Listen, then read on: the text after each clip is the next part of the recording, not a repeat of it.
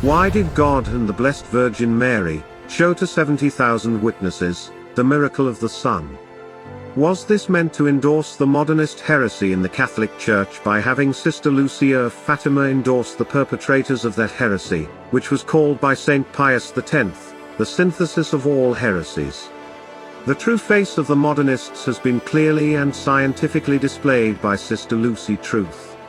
We have empirically and mathematically proven the woman put forward to the world since 1967 was not the Seer of Fatima. Now, is the Catholic world going to allow these modernists who have destroyed the doctrine, morals, and the practice of the Catholic Church to also destroy the persona of Sister Lucy dos Santos? Will you not help us get the real story out to the world? It does matter.